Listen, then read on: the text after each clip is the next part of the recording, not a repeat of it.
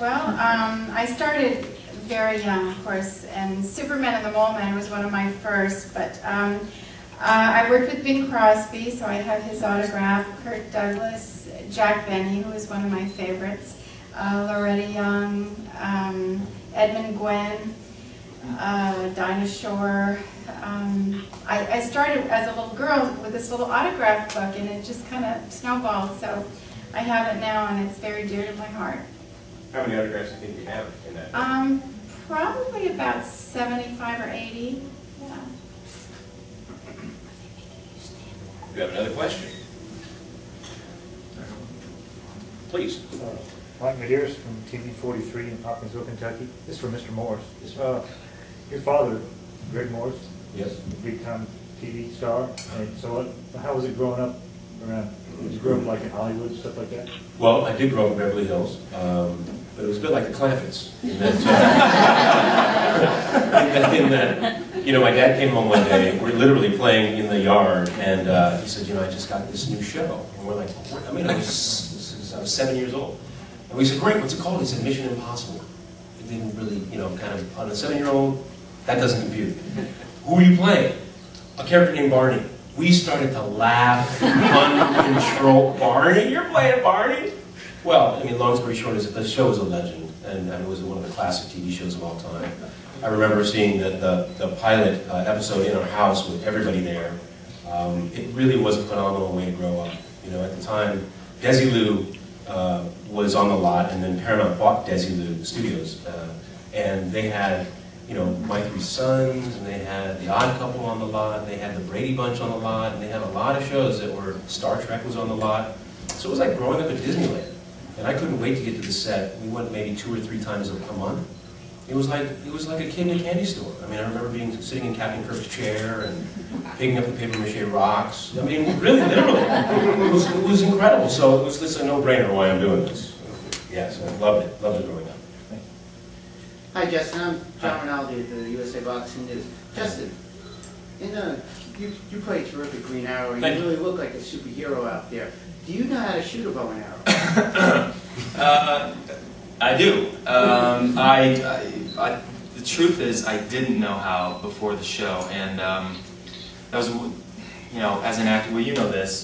Those are the things that kind of, you know, worry you, because you like to think that you have, you know, faith in your craft and everything, but when you're supposed to be the greatest, fill in the blank, whatever, and you're not, those are kind of the things that kind of weigh on you. So they were really good to me on the show. They got me a gentleman, I don't remember his name at the top of my head, but he taught me basically from the beginning everything there is to know about a bow and an arrow and how you shoot it and what different kinds of bows there are. And he was like a competitive shooter, I guess. So I learned quickly because I kind of took to it. I liked it. I enjoyed it. And you know, Phil and I were talking earlier about things that kind of, there's certain things that kind of calm you down, and you kind of find them throughout life.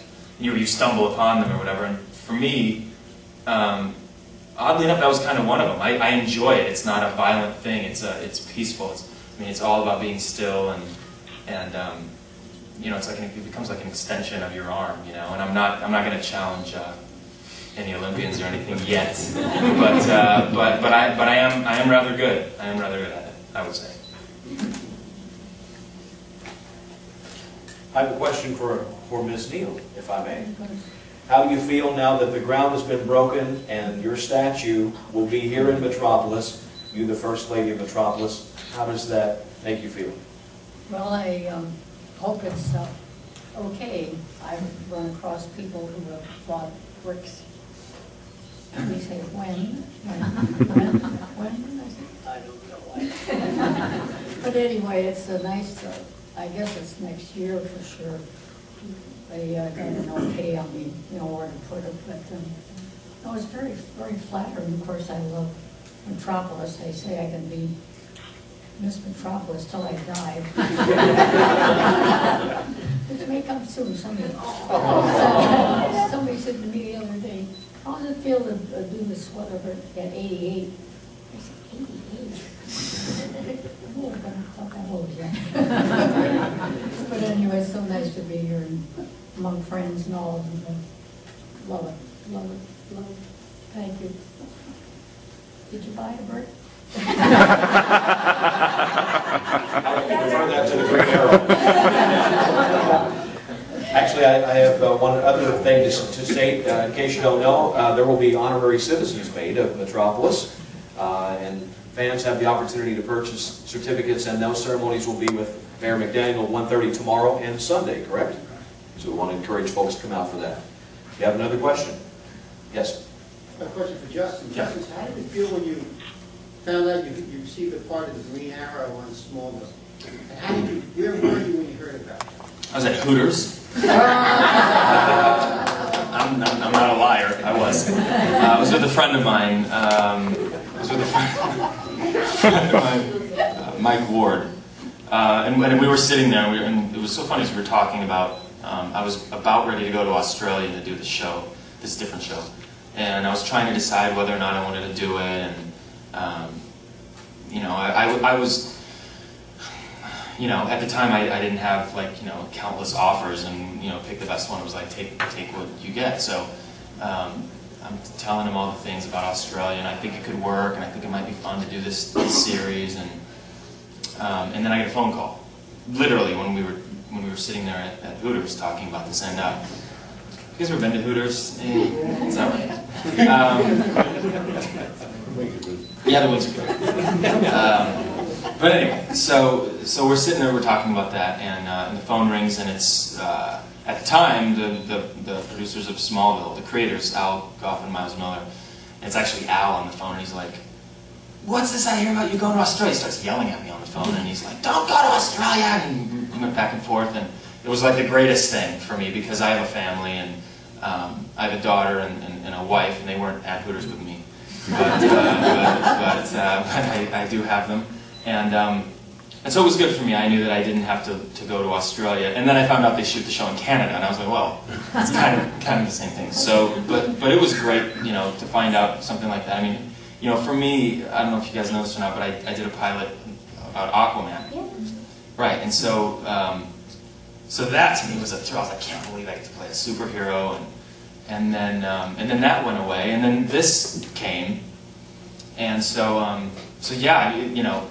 For me to play a character, you know, any kind of superhero character is like, you know, I think every boy's dream, every man's dream, right? Mm-hmm. It's amazing. Yes. So. Yes. Well, this will be for both of you guys then. As long as you did seem to enjoy heroes when you were growing up, and don't feel obligated to go with the obvious choice here, but who were your heroes growing up? I mean, and do you collect anything, or did you? I mean, obviously everybody here, the fans here, they collect the lunchboxes and pins and all that sort of stuff. Do you guys have any collections at home?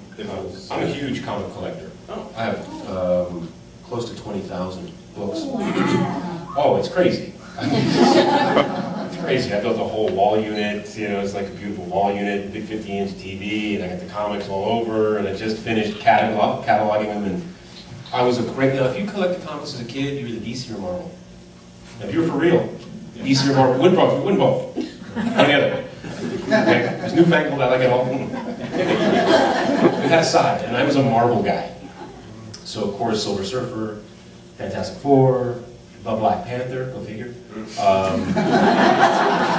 Those were, I love them. But, you know, of course, the DC universe was the first, almost the first and true universe, and Superman was certainly on the top of my list, and Batman was probably my favorite DC character because he was, any of us could have been Batman, you know, we had the right upbringing and will and desire, and he had no superpowers. He just was a man using his wits and his own personal training. And so I really kind of related to that. But yeah, man, I'm a crazy comic book collector, so to do John Jones is like, I went in the audition knowing I knew more about John Jones than any of them cats. So I have a big leg up there, but yeah, I do collect comics. Since you said Batman was one of your favorites, Superman wants to talk to you after the Buddies. It's all right. It's all love.